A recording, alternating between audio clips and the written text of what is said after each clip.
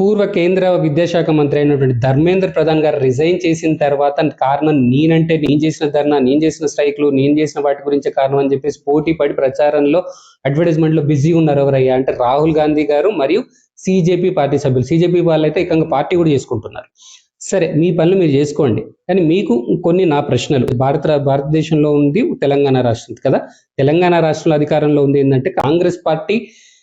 ఈ ముఖ్యమంత్రి ఎవరయ్యా అంటే రేవంత్ రెడ్డి గారు. ఇదే రాష్ట్రంలో, తెలంగాణ రాష్ట్రంలో అక్కడ కేంద్రంలో నీట్ లీక్ అయినందుకు విద్యాశాఖ మంత్రి రిజైన్ చేయాలి. ఓకే అనుకుందాం. మరి రాష్ట్రంలో లీక్ అయిన వాటికి ఎవరు రిజైన్ చేయాలి? ఇక్కడ కూడా విద్యాశాఖ మంత్రి కదా.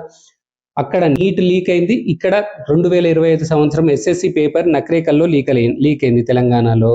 2026 సంవత్సరం నిజామాబాద్ లో పేపర్ లీక్ అయింది, అదే ఎస్ఎస్సి పేపర్ లీక్ అయింది అది నిజామాబాద్ లోని తెలంగాణలో.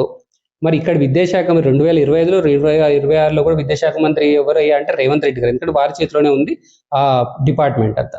సో మరి రేవంత్ రెడ్డి గారు ఎప్పుడు రిజైన్ చేయబోతున్నారు? రేవంత్ రెడ్డి గారి గురించి రిజైన్ చేయాలని చెప్పి సీఎం అక్కడ పిఎం ఇంటి దగ్గర ఎట్లా ధర్నా చేశారు? రాహుల్ గాంధీ, ప్రియాంక గాంధీ, ఇతర ముఖ్యమంత్రులతో ఎలా కలిసి, పెద్ద లీడర్లతో ఎలా కలిసి చేశారు, అలానే ఇక్కడ ముఖ్యమంత్రికి ఇంటి దగ్గర హడావిడి చేయబోతున్నారు. ఎవరు ధర్నా చేయబోతున్నారు? ఎంతమంది ముఖ్యమంత్రులు రాబోతున్నారు? ఎంతమంది ఎంపీలు రాబోతున్నారు? ఎంతమంది ఎమ్మెల్యేలు వస్తున్నారు ఇతర రాష్ట్రాల నుంచి? ఎంతమంది ముఖ్య నాయకులు ఇతర రాష్ట్రాల నుంచి వస్తున్నారు? సరే, ఇదంతా ఎందుకు? మా పార్టీ అధికారంలో ఉంది కదా, మేమే చేపిస్తామని చెప్పేసి మీ విద్యాశాఖ మంత్రి అయినటువంటి రేవంత్ రెడ్డి గారిని ఎప్పుడు రిజైన్ చేపించబోతున్నారు? అలాగే సిజేపీ పార్టీ సభ్యులకు ఒక సూటి ప్రశ్న. మీరు అక్కడ హంగర్ స్ట్రైక్ చేశారు, సోనం వాంగ్చుక్ ఇతర పెద్ద వాళ్ళని తీసుకొచ్చి అదేదో చేశారు కదా, హంగర్ స్ట్రైక్. ఇక్కడ ఎప్పుడొచ్చి ఆందోళన చేయబోతున్నారు? ఎప్పుడొచ్చి హంగర్ స్ట్రైక్ చేయబోతున్నారు? ఎవరెవరిని తీసుకురాబోతున్నారు? ఇంకొకటి, ఈ లీక్లు ఎంత ఇంపార్టెంట్, తర్వాత స్కాలర్షిప్ ఫీ రీఎంబర్స్మెంట్ కూడా అంతే ఇంపార్టెంట్. ఎందుకంటే ఫీ రీఎంబర్స్మెంట్ రాక చాలా మంది విద్యార్థులు వాళ్ళ భవిష్యత్తును పోగొట్టుకోవాల్సి వస్తుంది, చాలా ఇయర్స్ డిలే చేసుకోవాల్సిన పరిస్థితి వస్తుంది.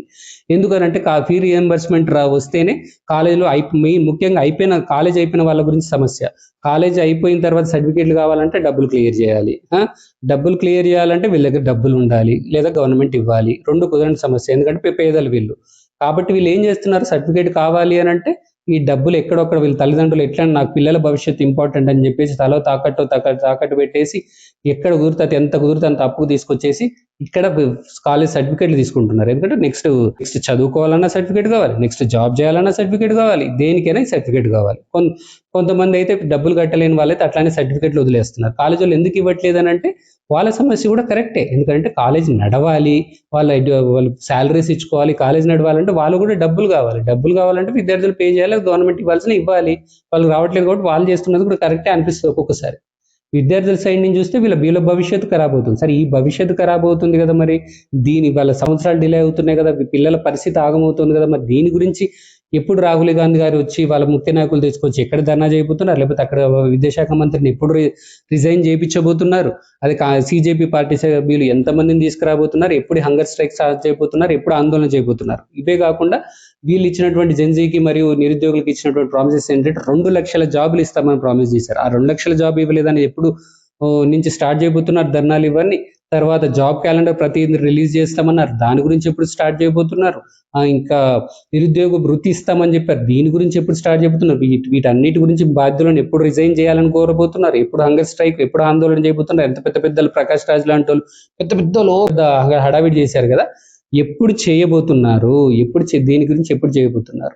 వీటికి సమాధానం రాహుల్ గాంధీ గారు చెప్తారా, ప్రియాంక గాంధీ గారు చెప్తారా, లేకపోతే ఇక్కడ తెలంగాణ రాష్ట్రంలో ఉన్న వాళ్ళు చెప్తారా? ఎవరైనా చెప్పండి. మళ్ళీ సిజేపీకి సంబంధించిన వాళ్ళ అభిజిత్ దీప్కేకి ఇది కనిపిస్తుందా లేదా, లేకపోతే వాళ్ళ స్పోక్స్ పర్సన్స్ చేస్తారా, లేకపోతే ఎవరు వచ్చేసి ఇక్కడ స్టార్ట్ చేయబోతున్నారు, ఎప్పుడు చేస్తున్నారని కొంచెం చెప్తే బాగుంటుంది.